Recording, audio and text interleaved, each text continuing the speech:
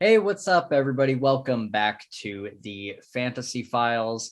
Today, I just have a really quick video. I kind of wanted to make a small channel announcement. It's nothing huge. It's just going to affect the next couple of weeks. And I also got some book mail. So I'll be doing a little bit of an unboxing. I don't expect there to be any extra goodies or anything in here. It's just a book. So let's start with a little bit of a channel announcement. Over the next few days, I will be moving, really over the next week.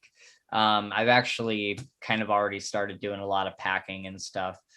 So I'm not sure exactly how that is going to affect videos. We do have some recordings scheduled over the next week. But I don't know how much time I'm going to have for editing. So forgive us if, for the next week, you don't see too many videos from us or anything. I should be good to go for the week after, but if things get really hectic, then you just never know really how it's going to go. So I will try to get out what videos I can, but right now I can't promise anything. But we do have a lot of really great content on the way, and it's definitely worth waiting around for. Let's get into this unboxing real quick. I just wanted to make this like a quick 5-minute video. We'll see how long it ends up being. But this is from Subterranean Press. I had to wait quite a long time for this box. I was supposed to get this in, I think, April or early May, and something was going on with the printer for this company, and they just weren't able to get it out. And so now it's July, and I just got this thing, so I'm super excited to have this. Let's open this up and show you guys. There's always so many packing peanuts. Look at that. It's filled to the brim. Now, when I take this book out, all of these packing peanuts are going to go everywhere. And I understand why they do it, but oh, here's Hank. No, it's not for you. Looks like it's just the book. My dog is going to try to eat all of those packing peanuts. Just watch. And we have the much anticipated Jade Setter of John Loon. Oh no. Okay, so I'll try this again. I have to take down my background so that this shows up. Okay, and we have the Jade Setter of John Loon. There we go. Love this cover art. It's really fantastic, and it goes all the way around. So like that's the whole image. I love this thing, and I love this novella. I listened to it since I was planning on reading it in print, but since it took so long, I ended up just listening to the audiobook, and it is a phenomenal prequel novella to the Greenbone saga by Fonda Lee. And I actually recommend reading this before the Greenbone saga because I think it does a really good job of kind of setting up the world and getting you kind of informed on some of the lingo that gets thrown at you very quickly when you're just reading the books. The trilogy does a really good job of introducing you to the world too, but I just think that this is kind of an easier way to wade into those waters. And so I think this is signed. Am I right? Yep. Oh, and it's numbered. Cool. So, yep. Signed and numbered. Yeah, this is really fantastic. I love this. Yeah, I love that. I love when the chapter titles have some sort of embellishment there. I love that. Right on. Oh, and the art continues on the inside. There's the sword that goes missing, and the rest of the interior there. Yeah, I love this book. If you've been considering getting in on the Greenbone saga, maybe pick up this and see if you kind of like the feel of the world, because I think it does a really good job of kind of giving you the feel of the trilogy. And it certainly feels like a story that would be happening in the background of the main trilogy. So, all right, now I get to put this on the shelf next to my other signed editions of the trilogy. I have the ones that I got from the Illumicrate box, where it's the whole trilogy and like really special editions. We did an unboxing for those. I'll link it up here. And then I have Jade Legacy, just the kind of normal edition, normal hardcover, and got that one signed in person by Fond du Lis. So this will make a wonderful addition to my shelves. And hopefully I'll be seeing you guys over the next couple weeks. I'll be on Twitter, so feel free to reach out and say hi or whatever. But I'm going to be very busy, so we'll see how many videos I'm able to edit. Hey, what's up, guys? I figured I would also do a bookshelf tour. I don't have much of one. But I wanted to show what's on my bookshelf before I pack it all away, because they will probably be in boxes for the next month or so, if not a little bit longer. So I wanted to show what some of my books were before all that. Up here, first and foremost, we have, I think this one is supposed to be Ra's al Ghul from the DC universe, but I like to think of him as Durzo Blint from the Night Angel trilogy. And then here we have Schmidt, my garden gnome, and he's really the one that watches over everything and is the real protector of this home. So for some reason, my phone's one-time zoom is actually like pretty far zoomed in. So I'm standing like 5 feet away from my shelf right now. So I'll try to point where I can. So this is obviously my Dresden Files shelf. I do have one more right there. But that's my Dresden File shelf. I'm trying to get more. I'm trying to get all of these in hardback. But before White Knight, it's very hard to find any. Matter of fact, everything before Proven Guilty, from Deadbeat to Stormfront, is some of those hardcovers are like $400 because they're just not really in print anymore. So that's that. Trying to get more hardcovers. Down here, geez, I really got to step back here. That sucks. There we have my Lies of Locke Lamora from Golanzi. I think that's how you pronounce it. Took me forever to find those. I get most of my books from used bookstores, and so trying to find those in a used bookstore is pretty difficult. But I ended up finding this third one at Powell's when I went down to Portland for Legendarium Con. Then we have Lights of Prague. That was a favorite read of last year. Not my most favorite read, but I really, really liked this one. It's about a vampire hunter. And of course, the King Killer Chronicles, Name of the Wind, and Wise Man's Fear, and the short story. I haven't read this all the way, but Slow Regard of Silent Things.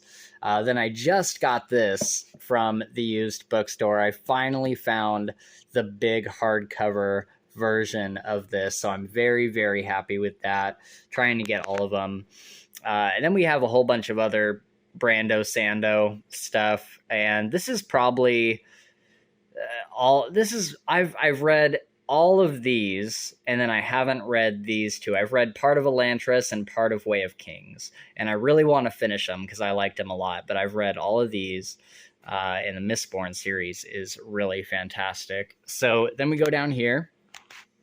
Let's start on this side. So we have, I found these two at a used bookstore a couple weeks ago. I really want to get the Red Rising to squeeze that in there. Found those in hardcover. And then Leviathan Wakes and Caliban's War, The Expanse, obviously trying to find the other ones. It's hard to find these at a used bookstore as well. We Break Immortals, which is my favorite read of the year so far, my number one read. If you haven't checked this out, definitely do it. Look at this cover. It's really fantastic. Definitely definitely pick that book up. Oops. Took me forever to get that back on the shelf. So then we have Jack Finney's From Time to Time. I love this book. I haven't read it in a long time, but it was one of the things that really reignited my love for reading when I was in my teenage years. It's kind of a historical fiction, I guess. It's not really fantasy, but it's about a guy that time travels from the, I think, 90s. I think he's in the 90s or 80s or something, and he time travels back to the 1800s. And the way they did time travel in this book is really, really cool. Kel Cade's Fate of the Fallen. I love her King's Dark Tidings series. I haven't read more than a couple pages of this yet. I'm going to grab the audiobook and dive into it there. Blade and Shadow. This is an omnibus of the Fallen Blade series by Kelly McCullough. It's the first 3 books. I love these. If you like assassin or rogue fantasy, then it's definitely worth checking out. The Blinding Knife by Brent Weeks. That was one of my favorite reads of last year. It was in my top 3. The Way of Shadows by Brent Weeks. This is like one of my favorite series of all time, and the novella Perfect Shadow. And then we got Blake Crouch, Pines, Wayward, and The Last Town. And I haven't read these 2 yet, but Pines was in my top 3 for last year as well. So now we have a lot of my signed books. Let's see. This isn't signed. I haven't read this yet, but I hear that it's really good. I've read a couple pages and liked what I saw. And then we have all the Greenbone Saga. All the Greenbone Saga. All of these are signed, including this one. Got my No Peak Clan sticker there. Empire of the Vampire. I found that last Christmas at a Barnes & Noble, and it's signed by Jay Kristoff. The Last House on Needless Street was another big favorite of mine. I think I read it this year. I think it was early this year, and that is a really fantastic thriller suspense kind of book. Then we have the Arc of a Scythe trilogy, all 3 of those. Scythe is signed. I found that at the same time I found the Empire of the Vampire. And then Thunderhead and the Toll, I would love to, go to a signing or something where Neil Schusterman is and get those signed as well. That's one of my favorite series of all time. And then go down here, and this is my Wheel of Time shelf plus a random Dean Koontz book. Well, not a random Dean Koontz book. That's my favorite Dean Koontz book, but it's kind of random placement. So yeah, here we have my Wheel of Time shelf. I've only read to The Shadow Rising. I'm about halfway through it, hence why it's turned outward like that. And then the other ones, I just kind of pick them up as I find them at the used bookstore. Because I just love the covers. I love the old painted covers so much. The Dragon Reborn is probably my favorite cover so far. And I need to find Eye of the World in hardcover. That's the only one on this shelf that I don't have in hardcover. But I have the last one. I have the Brando Sando Memory of Light. So then this next shelf is pretty weird. And this is going to be where it gets difficult to hold the camera because I'm like on the floor. A lot of these I have not read. These are kind of random paperbacks that I've picked up that I thought sounded interesting. Okay, I positioned my phone so that I don't have to hold it and be all shaky while I'm like down on the ground. So yeah, Series of Unfortunate Events. That I read a lot when I was younger. I read the whole series. Loved it. The Netflix series is amazing as well. Alan Wake is one of my favorite video games of all time. And I found this book and I haven't read it. And it's hard to read it because I already know the story from the video game. So it's hard to find the motivation to read the print version. And then we have The Deathgate Cycle by Margaret Weiss, I think is how it's pronounced. And then Blackstaff, it's a Forgotten Realms book. Robert Silverberg's To Live Again. This is a really fantastic sci-fi book, like hard sci-fi, about people in the future who can get other personalities kind of implanted in their head. And then here's another Fallen Blade book. That's one of the last ones, I think. Monster Hunter International. I was looking for this book for a long time at used bookstores, and I kept telling myself, if I find it, then I will definitely read it, and I have not read it yet. The Warded Man, which I just listened to on audiobook. I loved it, loved this book. Another Liza Locke-Lamora book, or edition, I mean. Dragon Seed, this is one of my favorite single books of all time. I really, really love this book. If you like dragons and humans interacting with them, and in this book, dragons are kind of like the big overlords, and so they're like the ruling class, which is really, really cool. So then Redlaw, I'm not quite sure what that's about. I can't remember exactly, but I remember reading the description and really liking it. Another Liza Locke-Lamora edition. You can tell I really love The Gentleman Bastards. The Black Company. I tried getting into this book and I just could not. And I might pick it up again someday, maybe on audiobook, but I just could not get into it. And then we have Prince of Thorns. I read a little bit of this and I really liked it. I don't know why I stopped reading it, but I definitely want to go back to that at some point. And then we have The Thieves Guild, which is a Dragonlance book. And I really, really like that. I keep telling myself, like literally weekly, I keep telling myself to pick that back up and keep going, because I was really, really into it for a while. And then Jim Butcher's Codex Alera, #1. I haven't read that yet. Dean Koontz' Odd Thomas. Definitely haven't read that. I'll probably pick that up on audiobook. And then Assassin's Creed Underworld. I believe this is the Unity game storyline. I really, really, really love the Assassin's Creed books. They're actually really good, like surprisingly good. And so I've been meaning to read that one. The Night Circus by Aaron Morgenstern. This is a big favorite of mine. I love this book so much. I cried like a baby the first time I read it. Watchers by Dean Koontz. That's another huge favorite of mine. And oh, what's that? That is that's Anna Kendrick's autobiography. Yeah. I love that. I have a huge crush on her, so yeah, I definitely read her autobiography. I actually did the audiobook. I had this and I read this for a while, and then I switched over to the audiobook, and she actually narrates the audiobook, which was even better. So that was great. And then last but certainly not least, this is The Initiate. Oh, sorry, the sticker's still on there. The Initiate by Louise Cooper. And this is like a mind-bending fantasy book. It is so weird, but so awesome. I love that. I love that whole series so much. It took me forever to find that at a used bookstore, and it's in like brand new condition, which is pretty cool. But yeah, and then I don't know if you guys can see, but behind all these books, I have all my PlayStation games. They sit back there because everything is just digital nowadays, so you don't really need, the actual CDs. So I just have them all digitally on my PS4 now.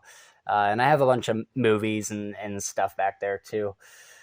And then I guess the only book that we're missing here is there's a collection of short stories called Rogues, and Patrick Rothfuss has a story in it. Joe Abercrombie has a story in it.